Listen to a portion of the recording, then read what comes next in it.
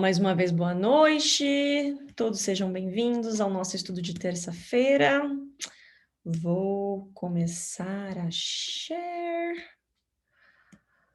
Vamos lá.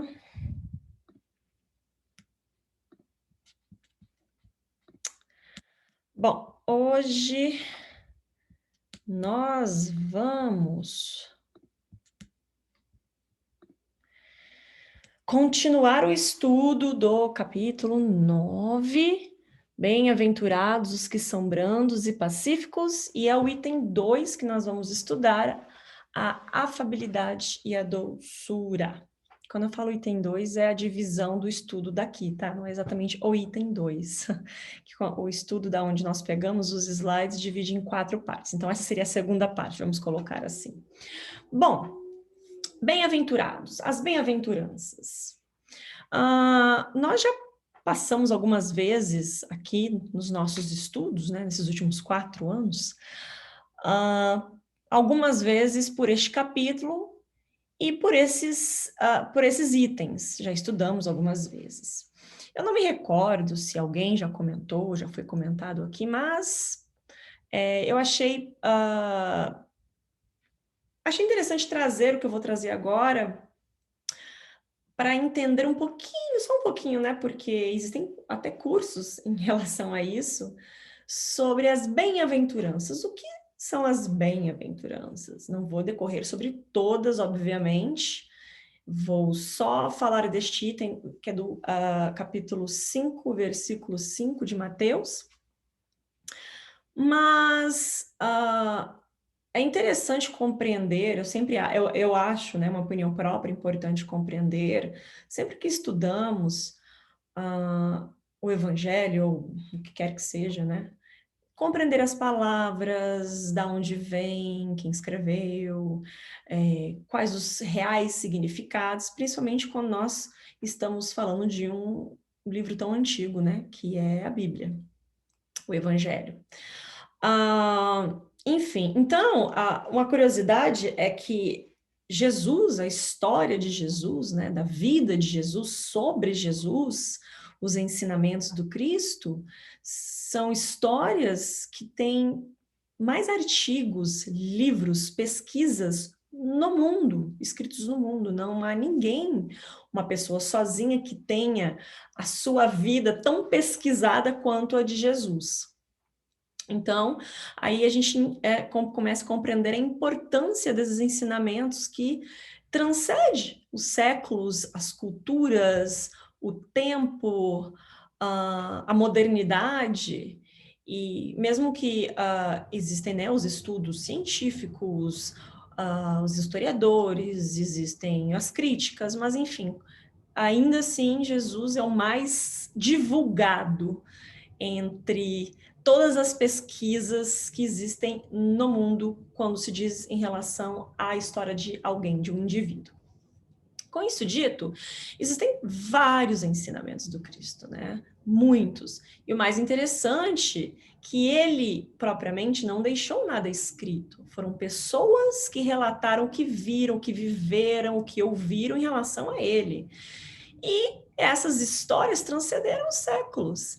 E são histórias que eu digo, né, dos ensinamentos de uma grande profundidade, né? E aí, se nós começamos a nos questionar o porquê, até hoje nós estudamos ensinamentos tão antigos, mas ao mesmo tempo tão atuais, porque tudo pode ser questionado quando se diz sobre a existência de alguém, a história de alguém, porém esses ensinamentos que Jesus nos trouxe têm base na moral, então são inquestionáveis, independente da religião, da crença, da cultura, do espaço geográfico que a pessoa vive, são inquestionáveis.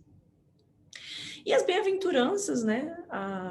O Sermão do Monte, enfim, ou da planície, porque existem alguns estudiosos também que debatem sobre se Jesus estava no monte ou numa planície, e também tem pesquisadores que debatem sobre se o monte não era uma alegoria, né, de um fundo moral para dizer sobre o homem que chegou lá em cima e ajuda aqueles que estão lá embaixo, ou aqueles que estão lá embaixo que têm que seguir o monte, precisam de um guia, enfim, tem muitos estudos em relação a isso, interessantíssimo, mas a base no final de tudo é a mesma, a moral. Com isso dito, tem uma frase de Mahatma Gandhi que eu vou colocar no próximo slide, muito interessante, e aí nos abre um pouco mais essa curiosidade, se é que eu posso dizer assim, e a nossa percepção sobre a importância de entender esses ensinamentos do Cristo. E aí o Gandhi ele fala que se perdessem todos os livros sacros da humanidade e só se salvasse o Sermão da Montanha, nada estaria perdido. Então, existem muitas coisas que nós podemos analisar aqui, mas acho que a principal que nós podemos trazer para essa discussão é como os ensinamentos do Cristo tinham base moral, de ensinamentos, né, para não os ensinamentos que se perdem com o tempo, mas que transcendem o tempo. E aí o Gandhi diz que tudo poderia desaparecer em termos de livros sagrados, filosóficos, ensinos religiosos, mas se o Sermão da Montanha se salvasse, nada estaria perdido, porque todos os ensinamentos, né, das bem-aventuranças, bem-aventurados os pobres de espíritos, bem-aventurados os humildes de coração, bem-aventurados os que sofrem, enfim, todas as bem-aventuranças, todas elas têm um fundo de ensinamento para a eternidade, para o progresso do espírito, não da carne, mas do espírito. Então, isso que Gandhi quis dizer, não estaria perdido, porque se só isso sobrasse, a humanidade vivesse esses ensinamentos na prática, ainda assim teríamos todas as possibilidades de construir um mundo melhor, uma sociedade melhor. Bom, com isso dito, né, só uma curiosidade que eu quis trazer, que eu achei muito interessante, uma outra curiosidade também que eu sempre digo que é importante entender as palavras para que possamos compreender o que aquele texto, aquela obra, aquela ideia quer nos trazer. A expressão bem-aventurança, que é do grego, e eu não sei se eu vou falar direito, macarismos ou macarismos, significa felicidades. É uma expressão muito utilizada na época do Cristo e ela tinha uma outra, um outro entendimento dentro do grupo dos judeus. E Jesus utilizou essa expressão, a bem-aventurança, os bem-aventurados, porque era sobre uma ótica do aspecto espiritual, do aspecto moral. Porém, do ponto de vista daquela época, uma pessoa bem-aventurada era do ponto de vista material. Ela estava relacionada às pessoas que possuíam bens, poder, posição, destaque. Os judeus acreditavam que quando se tinha muitas riquezas é porque aquela pessoa seguiu à risca as leis de Deus e estava sendo recompensada da forma material. E o interessantíssimo, e claro, nós estamos falando de um espírito, né, de altíssima luz, evoluído moralmente, muito além do que a gente possa compreender no momento, mas ele utilizou de uma forma brilhante, claramente, essa expressão, porque ele quis trazer o real significado da felicidade. Então, as bem-aventuranças, os bem-aventurados, todos aqueles que ele fala, né, aqueles exemplos, é o que nos traz a real felicidade, não aquela que é perecível, como a matéria, o corpo físico, mas aquela que transcende a matéria, aquela que nós levamos para a eternidade. Então, o ponto de vista das bem-aventuranças é um ponto de vista moral e não material. Bem, compreendendo tudo isso, e mais uma vez, não vou passar todas as bem-aventuranças, é só uma parte deste capítulo, né? Que é a afabilidade e a doçura, e é dos bem-aventurados, os brandos e pacíficos.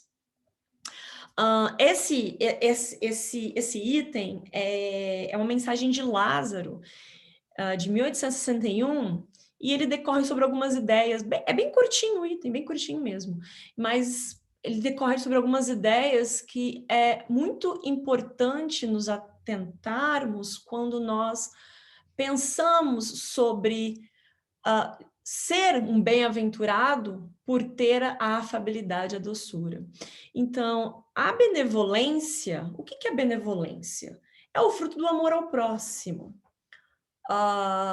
Não que nós já temos integralmente o amor ao próximo, como Jesus nos ensina, nós estamos neste processo.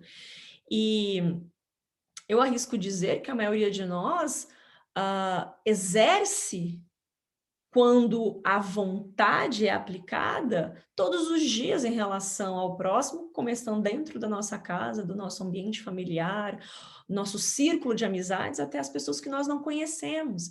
E aí, exercendo esse sentimento de ajuda, esse sentimento de acolhimento, de entendimento, a benevolência para com o próximo, vamos regando esta plantinha até dar os frutos necessários para outros também usufruírem desses frutos. Então, a benevolência é o fruto do amor ao próximo.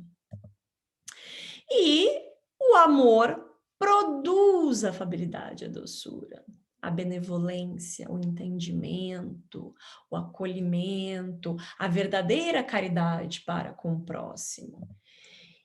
E aí, Lázaro, ele traz uma coisa muito interessante, uma pequena frase muito interessante, que é o que é a base deste item, sobre as aparências.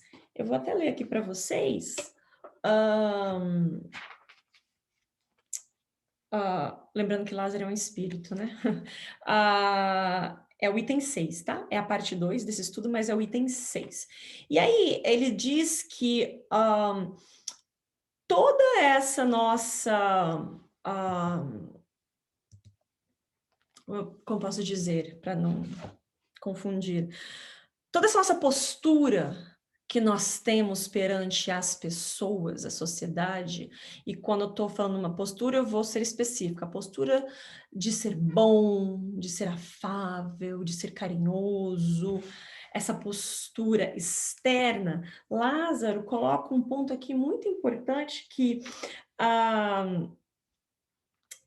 nós nos firmamos muito nas aparências com essas pessoas que nós muitas vezes julgamos ser do bem, ser bondosas, e a aparência física e o que ela nos aparenta naquele momento. E ele diz que a educação e o hábito do mundo podem dar o verniz dessas qualidades.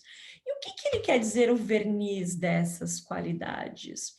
É quem realmente somos no íntimo e como somos lá fora. E aí o slide aqui colocado tem essa foto do, né, o lado direito, o lado esquerdo e o meio. O que realmente somos. E qual é essa... Eu vou pular porque eu já estou falando, né, sobre... explicando o que esse slide está mostrando. E o que nós levamos para o lado de fora é o que realmente está dentro de nós ou aquilo que nos convém? Ou aquilo que nos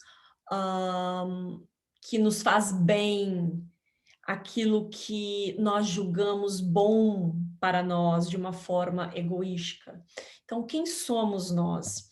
E aí, o próximo slide dá um exemplo do comportamento no lar, mas existem outros tantos exemplos em relação a isso. E aqui vai dizer que fora do lar, essa pessoa, ela é boa, ela é educada, ela é carinhosa, ela é altruísta, benevolente. E dentro do lar é uma pessoa tirana, uma pessoa que faz mal, uma pessoa intolerante, uma pessoa orgulhosa, uma pessoa que não ajuda. E aí eu penso, chego a esta conclusão, né, dentro destes estudos. nós ainda no estado que nos encontramos dessa evolução moral, ainda vemos as coisas de uma forma quase cega, se não para dizer cega, ah, uma forma, nós vemos as coisas nas pessoas, primeiro aquilo que nos convém, e segundo, a, aquilo que nos aparenta ser real. Nós vemos a casca. E, dentro deste contexto, muitas vezes nos deparamos com pessoas que falam baixinho, que são educadas e que vivem assim, que vocês, né, que nós temos a oportunidade não da convivência, mas de ver essas pessoas às vezes, é um amigo de trabalho, alguém da família que mora distante, um vizinho, e sempre nos parece uma pessoa muito amável. Às vezes pode ser diferente. Pode ser que aquela pessoa está com um interesse, pode ser que aquela pessoa só tem aquela postura por interesse, por orgulho. E quando eu digo orgulho, é para que as pessoas olhem para ela e pensem que é uma pessoa boa e assim ela vai conseguindo o que quer. Ou as pessoas que são hipócritas, a hipocrisia, a palavra usada, aquelas que falam uma coisa, mas vivem outras totalmente diferentes. E quais os níveis da hipocrisia, né? São muitos, não só as pessoas que podem se utilizar da aparência para fazer o mal, mas também muitos de nós que julgamos no outro, apontamos o dedo para tudo aquilo que nós achamos que deve ser feito na vida da pessoa, ou que a pessoa deve fazer em relação a algo, alguém, e nós não fazemos o mesmo. Nós não fazemos o mesmo. Jesus é o maior exemplo, como os espíritos já nos trouxeram, de guia e modelo, pelo simples fato que pouco ele falava e muito ele fazia. E do pouco que ele falava era totalmente espelhado nas ações dele. Jesus era o que ele falava e falava o que ele era. Então ele era completo. As ações diziam por ele. Ele tinha as ações impecáveis quando se dizia a respeito, com tudo, né? Mas aqui em relação do que a gente está falando hoje, as ações em relação ao próximo. E aí ele tinha a virtude autêntica, era autêntico nas suas palavras. E mais um fato interessante também, e que até foi discutido. Bom, primeiro eu vou falar a ideia, depois eu vou relembrar isso. Como nós temos a tendência de julgar as pessoas pelas poucas impressões que temos, porque muitas vezes nós até vemos essas pessoas com frequência e achamos que ela é uma coisa e que, na verdade, no íntimo ela é totalmente outra. E pelas nossas más percepções, pela nossa cegueira de sentimentos, aquelas pessoas que, como eu disse, que falam baixinhos, que parecem inteligentes, educadas, que às vezes tem uma atitude ou outra que parece que está ajudando, que parece que quer colaborar, e é aquele ditado, um lobo na pele de cordeiro, e que muitas vezes essas pessoas estão ali para tirar vantagens de outras, estão enganando, estão causando discórdia, e ninguém ali percebe porque a maioria de nós nos atentamos ao pouco, à aparência, às pequenas atitudes, não às verdadeiras ações. E aí eu lembrei do menino Victor Hugo, né, que ele deu uma palestra para a gente recentemente, muito bonita, falando de Paulo e Estevão, e ele deu um exemplo que eu achei interessantíssimo sobre Saulo de Tarso, né, que depois vem a ser Paulo de Tarso. E na trajetória do ser humano, né, Saulo de Tarso, onde ele, no começo, na primeira parte da vida dele, né, ele era um religioso nato sobre as leis de Moisés, e ele fazia parte de todo o alto escalão da época dentro dos judeus e empregava suas leis e aquilo que ele acreditava pela posição que ele tinha na época, rigidamente todos aqueles que não seguiam, e por isso foi um dos maiores perseguidores de cristãos e assassino também, de tantos e tantos que divulgavam o evangelho, os ensinamentos do Cristo, até um dia ele ter um encontro, literalmente, com Cristo, uma visão, Cristo já era desencarnado, na estrada a Damasco, e né, aquela passagem, né, tão famosa, e aí ele se converte e começa a trabalhar e divulgar a causa e os ensinamentos do Cristo. Porém, um ponto importante que o Victor trouxe nessa palestra é que a essência dele sempre foi a mesma. É a personalidade é que mudou. E a nossa personalidade, como diz Lázaro aqui, muitas vezes é invernizada pela sociedade que nós vivemos. Desculpa, a nossa essência é invernizada pela sociedade que nós vivemos. E aí aparentamos uma personalidade, muitas vezes, que não somos, tanto para o bom quanto para o ruim. E o interessante de Paulo é porque eu gosto muito de trazer isso, porque aqui eles dão um exemplo de Chico. E claro, Chico tinha as ações para dizer por ele. As ações. Mas vamos dizer que nós, aqui, vamos colocar um exemplo. Nós não conhecemos, que nós desconhecemos aqui todas as ações do Chico, todas as ações de caridade. Mas sabemos que vamos ficar só com as palestras, os livros escritos, o falar, a postura do Chico, tirando tudo aquilo de ação benéfica que ele fez a vida dele inteira, porque ele trabalhou para a divulgação, né, do espiritismo e para o próximo, ao mesmo tempo. Mas vamos dizer que nós desconhecemos a parte do trabalho, da ação, e ficamos só com a teoria da qual ele ensinava. Ainda assim, não deixaria de ser bonito e autêntico aquilo que ele escreveu, aquilo que ele ensinou. Mas muitos de nós não deixariam nos levar simplesmente por isso. E Chico, ele tem o seu reconhecimento não pelas pessoas, né, aqui da Terra, não somente pelas obras escritas, né, psicografadas, mas principalmente pela ação da vida dele inteira dedicada ao próximo. E aí é que fica o ponto, por quê? O Victor Hugo deu um exemplo, mas o Chico, que, né, o Chico fala mansinho, falava baixinho, era carinhoso, e isso realmente leva as pessoas. Mas e uma pessoa que não é desta personalidade, porém faz as mesmas ações que o Chico? Será que seria visto da mesma forma? Então, esse é um questionamento que o Victor Hugo trouxe, só que ele dava o exemplo de Paulo de Tarso.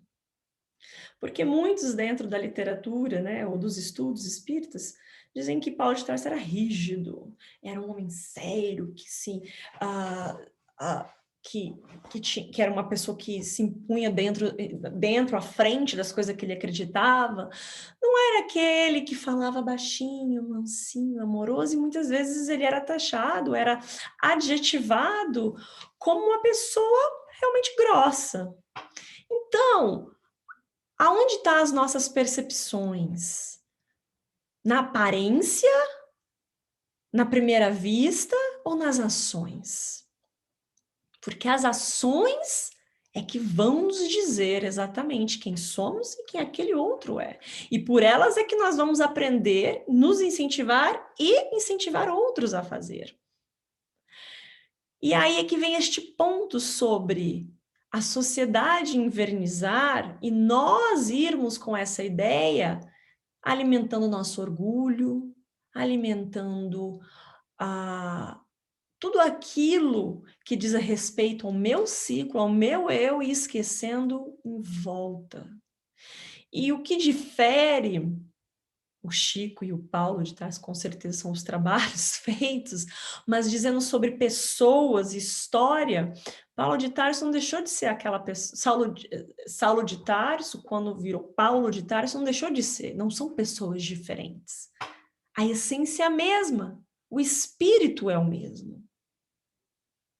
Mas o mesmo teor de trabalho, a mesma vontade que ele tinha, força, dedicação, disciplina para pregar as leis de Moisés, exatamente ele fez o mesmo quando começou a seguir Jesus e a divulgar o evangelho. A diferença é que ele compreendeu que para se propagar uma verdade da qual nós vivemos, não precisa de violência, de mentiras, de imposições, de orgulho, precisa-se de amor.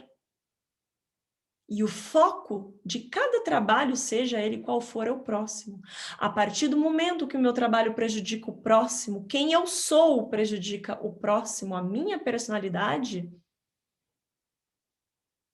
aí sim tem um problema. Por isso que Jesus pergunta, por que me persegues tanto? Porque eu vou contra os seus ideais ou o seu orgulho, o seu egoísmo?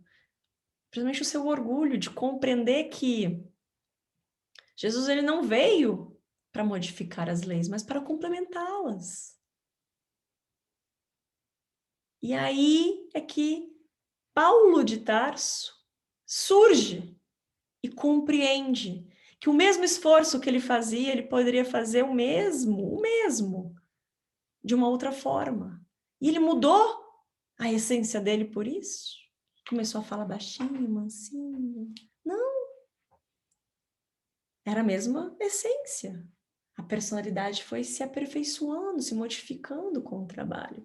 E por isso que eu trouxe esse exemplo, que tem um exemplo do Chico, para a gente compreender que aquela cuja afabilidade, a virtude autêntica, é aquela cuja afabilidade e doçura não são fingidas, nunca se desmente, é o mesmo em sociedade como na intimidade.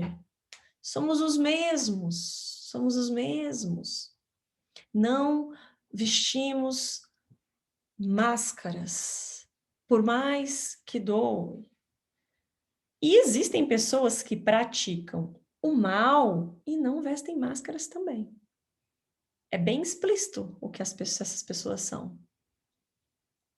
Aqui é especificamente aquelas que querem se enaltecer não sendo aquilo que falam. Que eu sou muito caridoso, eu sou muito bondoso, eu ajudo isso, aquilo, e na intimidade, no lar ou com outras pessoas que realmente os conhecem. Falo, mas peraí, mas você é aquela pessoa que vai lá, aponta o dedo para aquele colega, assim, assim, assim, mas dentro da sua casa você faz a mesma coisa, com a sua esposa, com seus filhos. Quem é você realmente? Então, virtude autêntica, aquilo que vem do coração, é quando a pessoa mostra o que é pelas ações e não pelas palavras. As ações de benevolência, de afabilidade, de doçura. E lembrando que, como exemplo de Paulo, às vezes as pessoas elas se acuam em relação a outras e pensam que são menos, né? São inferiores porque não são carinhosas ao falar. E quando eu digo carinhosa, eu não digo que a pessoa é nem grossa ao falar, mas não usa aquela voz branda, aquela expressão corporal parecendo um anjo, porque somos diferentes. O que condiz é as nossas ações. Quantas vezes nas passagens do Evangelho os apóstolos, os seguidores do Cristo, contam as atitudes impositivas do Cristo sobre aquilo que ele estava pregando. Sem falar, como se diz, não passando a mão na cabeça daqueles que erravam, mas mostrando de uma forma séria e firme que aquilo que eles estavam fazendo era o que não levavam eles à felicidade. É aquilo que levavam aquele povo, aquelas pessoas, aquele grupo ao erro. E nem sempre Jesus vinha nessas formas brandas, mas era com amor. Não precisa ter a voz branda para mostrar amor ao próximo. Muitas vezes temos que ser firmes, usando do amor, da educação. Quando vivemos aquilo que falamos, principalmente, porque nós não podemos ditar regras na vida de ninguém se somos os primeiros a não cumpri-las. E se somos assim, exemplos de um pai, de uma mãe, que muitas vezes usa da postura mais rígida para ensinar a criança a compreender aquela situação, aquele erro, mas nem por isso não existem amor naquelas palavras. Por quê? Quem alerta, quem ajuda, ama. E é isso que se trata o nosso estudo de hoje. Então, Lázaro, ele complementa dizendo que não basta que dos lábios manem leite e mel, aquilo que a gente falou. Se o coração de algum modo tem que estar associado, senão só há hipocrisia. Não basta, não basta falar palavras bonitas, de alto teor, elevado, como se, quando nós assistimos as palavras do Chico, do Divaldo, né, ou de outros palestrantes que tem aquela voz linda, e achamos que todas as pessoas boas têm que fazer isso. Se o coração não está repleto daquilo que realmente nós vamos levar daqui, o amor ao próximo, a caridade, a benevolência. Se eu falo de uma coisa, ensino alguém, ou até me impõe em relação a certos pensamentos da qual eu não vivo, eu sou hipócrita. E aí que entra a parte do julgamento, onde nós não podemos julgar ninguém. Ah, mas eu jamais faria isso. Talvez hoje não, mas você sabe do seu passado se você já não o fez? E talvez se te colocassem à prova, será que você realmente não faria? Ou não seria assim? E mais ainda, se mostrar uma pessoa que não é para conseguir, para ter vantagens em cima de outras. Quantos exemplos nós temos, não é? O virtuoso sabe que se pelas aparências se consegue enganar os homens, a Deus ninguém engana. E aí, meus amigos, que fica a maior lição.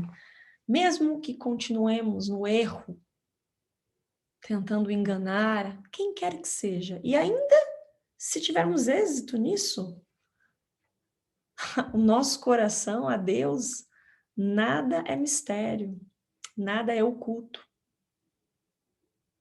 E não só a Deus, né? A todos que nos rodeiam, quando eu digo a todos que nos rodeiam, os desencarnados, que estão conseguindo compreender o que está passando na nossa tela mental, aos nossos sentimentos, às nossas energias.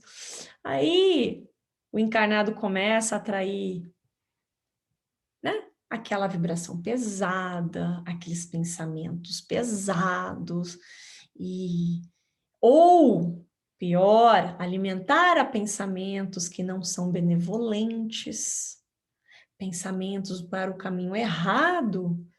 Depois pergunto por quê. Porque, ainda vou dizer, para Deus realmente nada é oculto. Para os encarnados, tudo pode ser oculto, se trabalhado de uma forma que eu queira não mostrar quem eu sou, a não ser que exista uma convivência. E para os amigos desencarnados, também não vai ser, porque nós vamos atrair tudo aquilo que nós sentimos. Enquanto se está se falando de amor e de caridade, de benevolência e de ajuda ao próximo, aquele amigo desencarnado está ouvindo e falando, ah, mas esse daí só está falando, né? Porque eu sei realmente o que ele faz no íntimo dele, ou o que ele está pensando daquela pessoa, o que ele quer fazer.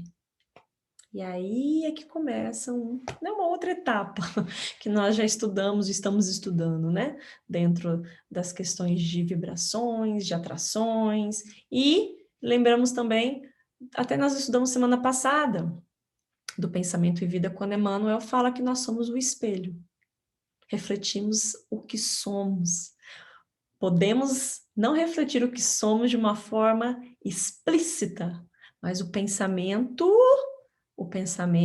atrai e cria, cocria, né, todos os ambientes e as pessoas que estarão na nossa volta, sejam elas encarnadas ou desencarnadas. E aí, para terminar, eu achei muito bonito que é do Fonte Viva, no capítulo 104, uma parte que Emmanuel descreve, achei muito bonito, muito profundo até o final. Ele descreve assim: ao leste e ao oeste, ao norte e ao sul da nossa individualidade, movimentam-se milhares de criaturas em posição inferior à nossa. Estendamos os braços, alonguemos o coração e irradiemos entendimento, fraternidade e simpatia, ajudando-as sem condições. Quando o cristão pronuncia as sagradas palavras Pai Nosso, está reconhecendo não somente a paternidade de Deus, mas aceitando também por sua família a humanidade inteira.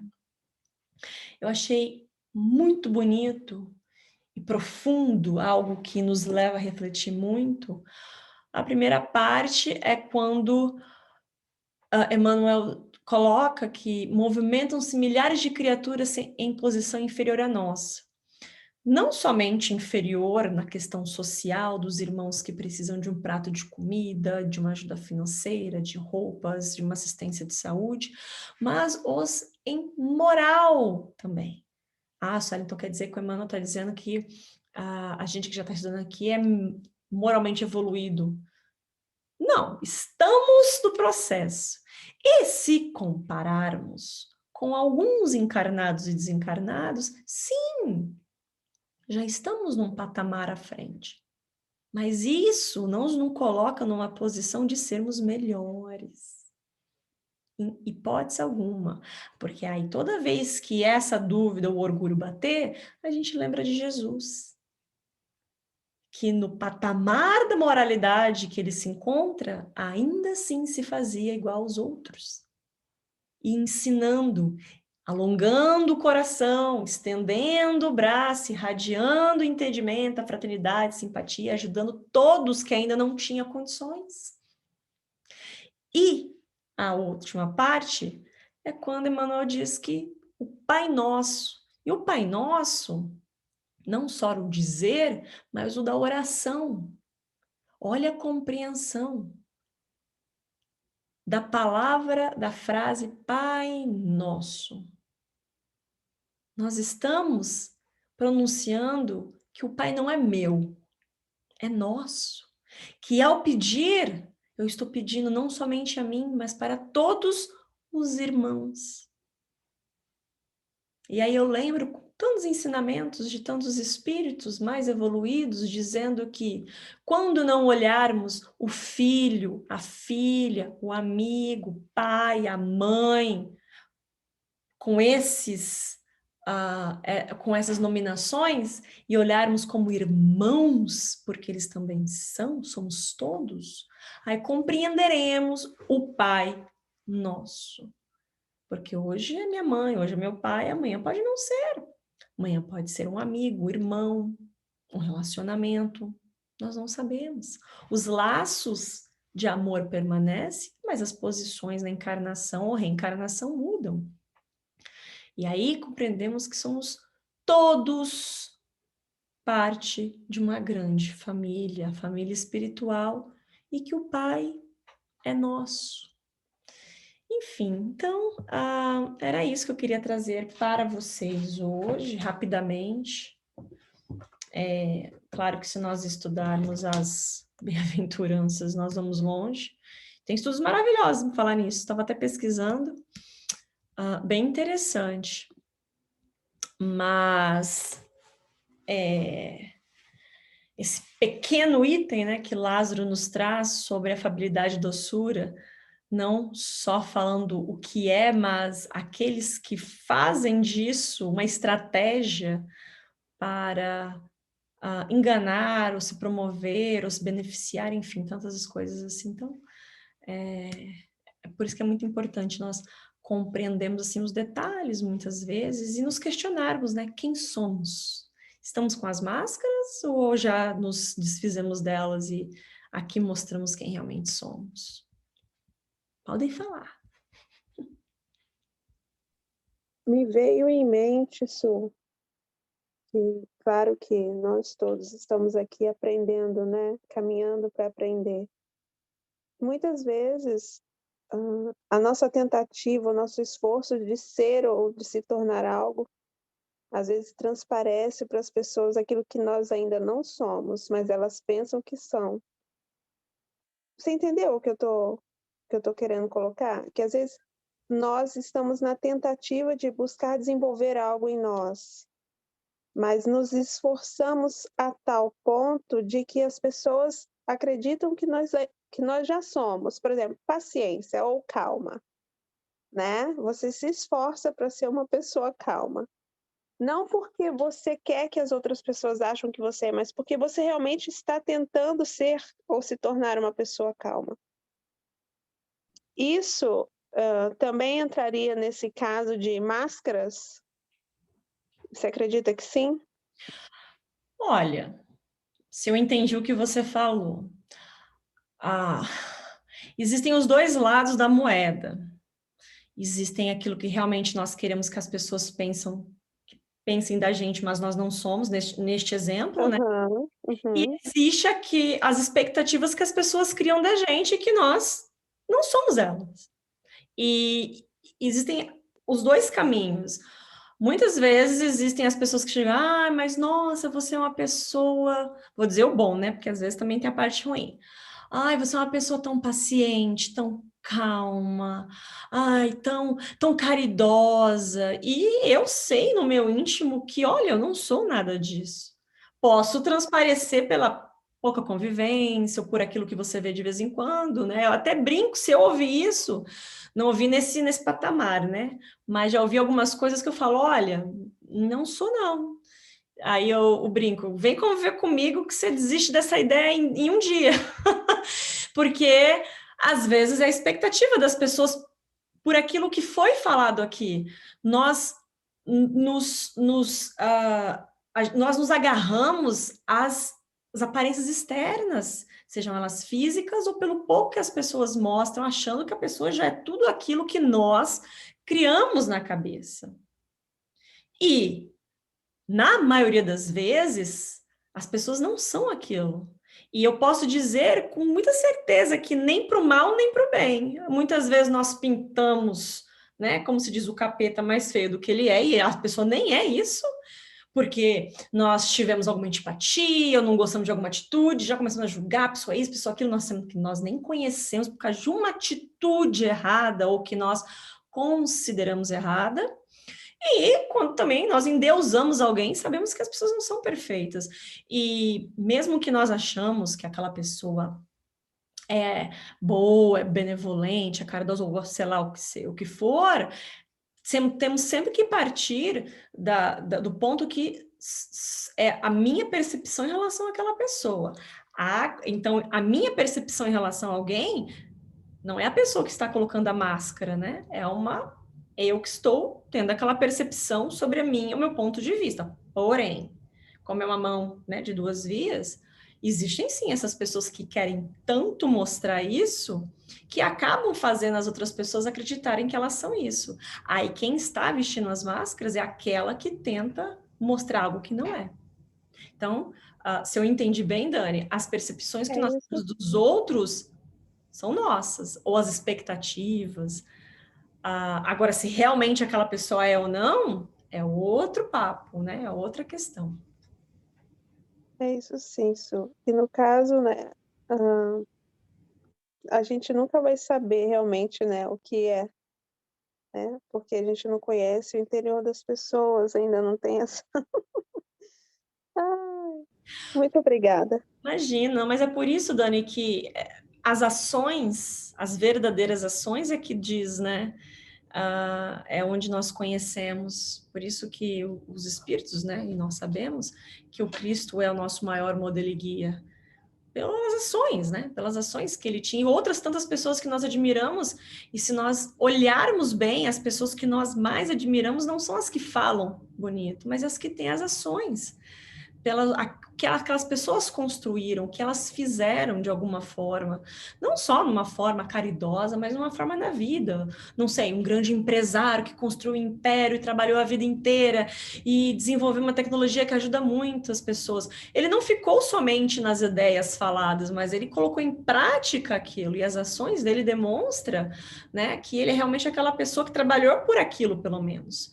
Então, mas o íntimo, o coração, por isso que no final Lázaro fala, nós podemos enganar todos, menos a Deus. No coração, Deus sabe, né, quem nós somos de verdade.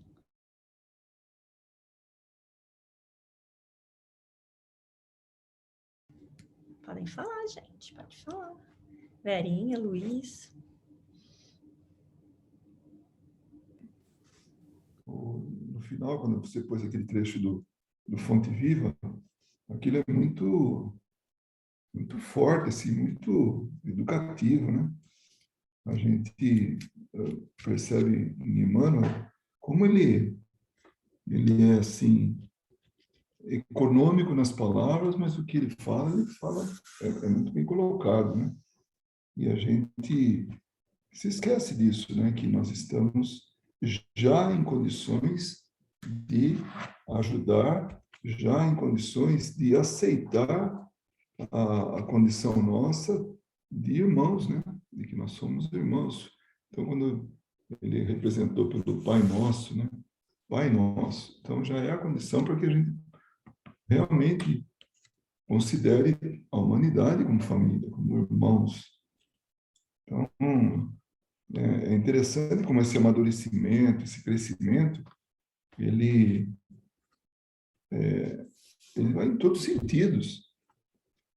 E isso da gente aceitar a humanidade como família, essa é braba, viu? É difícil realmente para a gente aceitar isso, mas eu acho que nós já estamos em condições, sabe? Nós, que eu digo assim, um grande grupo de pessoas, porque já aceita Deus, já aceita Jesus, já aceita assim, a imortalidade do espírito, enfim, isso que a gente já tem. Nós já temos instrumentos suficientes para isso, né? Não vou dizer com isso que eu já estou num patamar elevadíssimo, não. Ele fala até abaixo, mas tem milhares de pessoas, não fala milhões, né? Milhares. E já tem uma turminha aí que a gente pode, que a gente tem condições de ajudar. E tinha mais um ponto no meio da conversa aí, vocês duas, eu veio uma ideia, um pensamento, uma coisa que eu ia falar, mas depois se perdeu. Vamos ver se eu lembro, daqui a pouco eu falo. Me veio também nessa conversa de vocês, a respeito da pergunta da Dani, que foi bastante interessante, me veio a ideia da família. Nós podemos pôr uma máscara para os de fora, mas para a família é meio difícil a gente pôr, porque eu acho que a gente vai tentando, mas uma hora a gente, pela intimidade que nós temos e pela convivência diária, a gente acaba se mostrando um pouco, né? Como realmente nós somos, apesar do exercício para a gente ser melhor, né? Lá fora é mais fácil, dentro de casa não. Por isso que nós estamos colocados com as pessoas certas dentro de casa. São aquelas pessoas que vão nos mostrar o que realmente somos e aonde nós precisamos mudar, né? Eu acho que isso é muito importante. E eu me lembrei também de algumas vezes que me veio a ideia, né? Quando os meus, né, são 3 filhos, um ou outro, assim, respondia mal para o outro e tal, eu pegava de lado e perguntava assim: você responderia assim, dessa forma, para a sua amiga? E citava o nome da amiga, né? Porque a gente conhecia, né? Aí a pessoa ficava pensando, né? Pensava, as minhas filhas ficavam pensando muito sobre isso. Então, você não falaria dessa forma? Por que você está falando assim com a sua irmã, com o seu irmão, né? Porque, na verdade, é fácil dentro de casa, né? A gente mostrar o que a gente é. A gente vai ser perdoado, no dia seguinte vai estar tudo bem, né? Mas aí, com o outro lá fora, eu não sei não se a gente vai ser perdoado, né? Se as pessoas não vão mais falar com a gente. Então, a gente põe uma máscara, né? Mas é isso, é vivendo, aprendendo. É, realmente, o que vive sozinho não aprende. É no relacionamento com o outro que a gente vai aprender a afabilidade, a doçura, a benevolência, né? Do jeito que a gente quer ser tratado, a gente tem que tratar o outro, né? E é interessante você falar isso, Verinha, sobre... Porque, claro, né, a família é a primeira parte da história toda, né? Na hora que nós chegamos aqui, quem nós vamos realmente conviver e aprender também.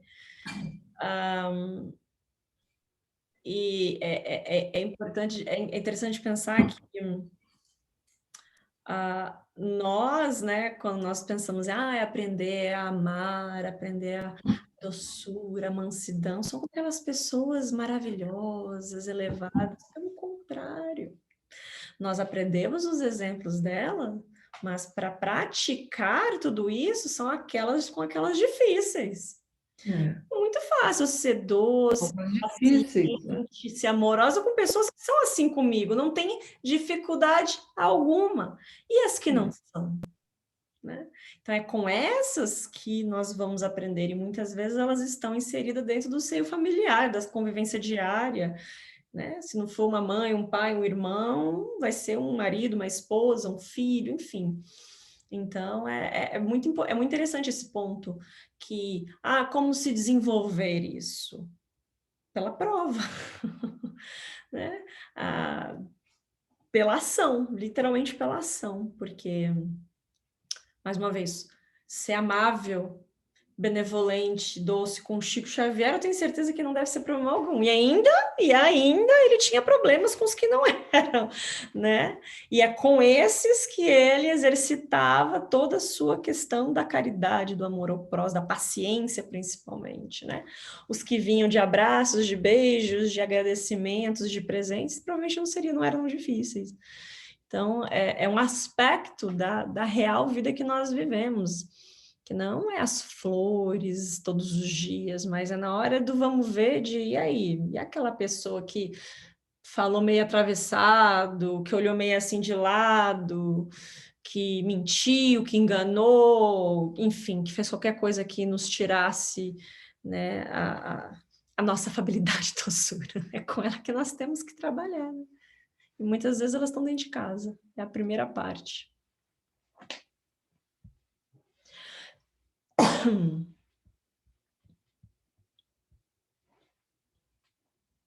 Vocês querem comentar mais alguma coisa? Terminamos cedo hoje. Assim, terminamos não, né? Estamos ainda fazendo. Aqui o item é pequenininho, mas quando eu estava até... né, fiquei sabendo ontem à noite, eu já trabalhei o dia inteiro, então, né, aí eu li, fiz algumas pesquisas aqui e ali, né, só para formular umas ideias, mas é interessante que eu me deparei com uns estudos que eu nem sabia que existia, específico das bem-aventuranças pela FEB, eu achei interessantíssimo. Não curso, mas estudos específicos só dessa parte de tão rica, não que nós não sabemos, né, que são partes muito ricas, mas para compreender, né, as dúvidas também de muitas pessoas quando Jesus fala bem-aventurados os que choram. Como assim? Quem sofre é bem-aventurado? Enfim, então são essas pequenas questões, e aí eles desenvolveram, né, um programa para explicar detalhadamente o que significa cada coisa, muito interessante. E como, né, tinha a ver um pouco com essa parte, Então, é interessante a gente compreender. Mas, enfim, o privilégio, né, do estudo é nos dado, né, graças a Deus e também graças a nosso esforço e vontade de estarmos aqui nesta terça-noite. E igual a Cris, que está lá já na quarta-feira. O Sérgio também, né? O Sérgio está em Nova York, também está lá na frente já. Já está tarde para ele. Mas, enfim. Ah. Né, não, Sérgio? Não, já tá, mas tudo bem. Já tá, acho que às 11 da noite aí, né? São 3 horas na frente? 11, não, são 3 horas, 11 horas. Que são as 8. Mas, enfim, estamos aqui, né? Só um pouquinho na semana a gente consegue. É isso, gente. Se não tiver mais comentários, mais perguntas, mais bate-papo, nós podemos passar para o passe. Bom, então, eu vou passar para o passe. Peguem a aguinha de vocês, não se esqueçam. Deixa eu abrir aqui. Cadê?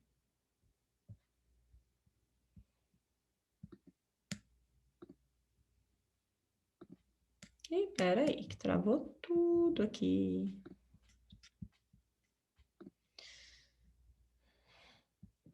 Abri.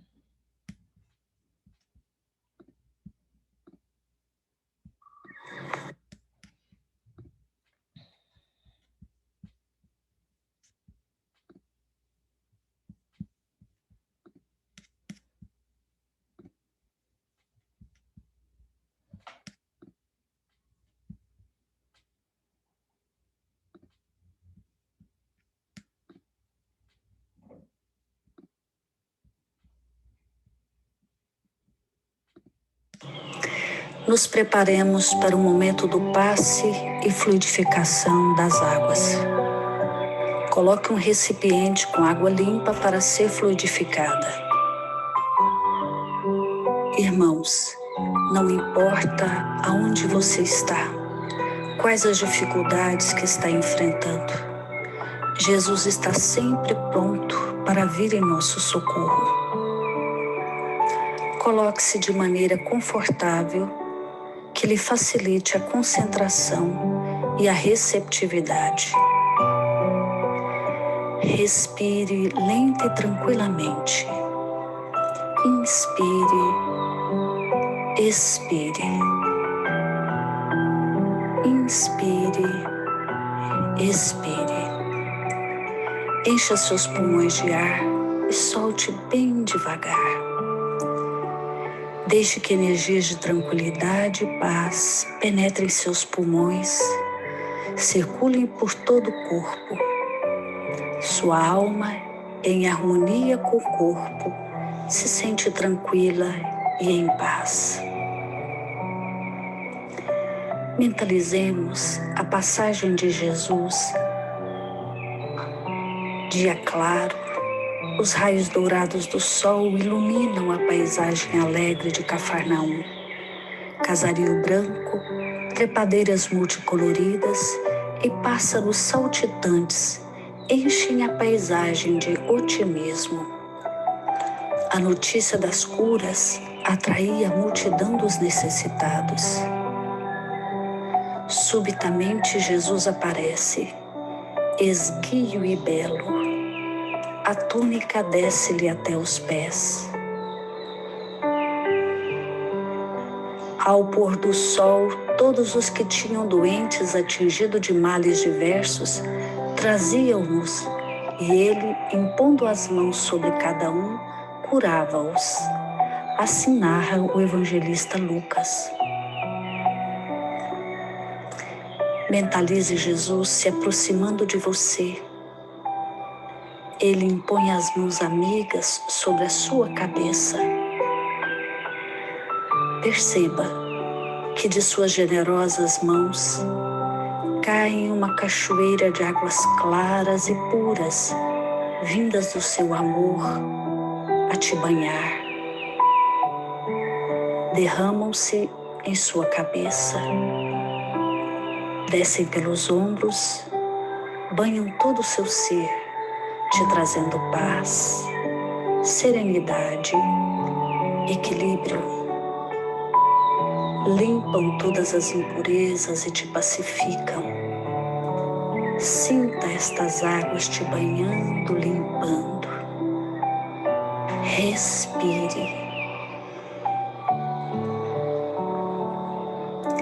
Mentalize agora Jesus como sol diante de você. Sua luz, seu calor te envolvem. Sinta as energias curadoras que emanam do Cristo em sua direção. Ele ouve as suas preces. Confie nele.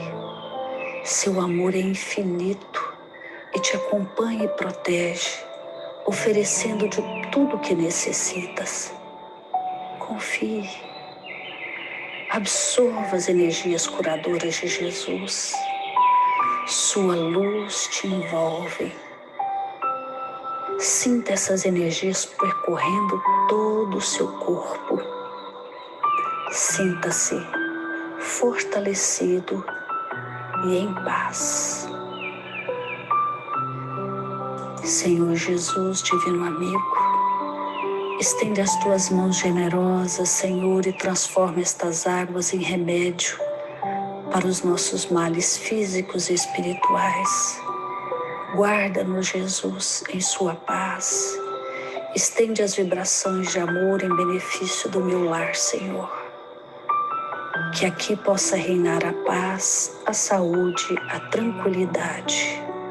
Nós lhe rendemos graças, Jesus. Fica conosco hoje e sempre. Graças a Deus. Faça o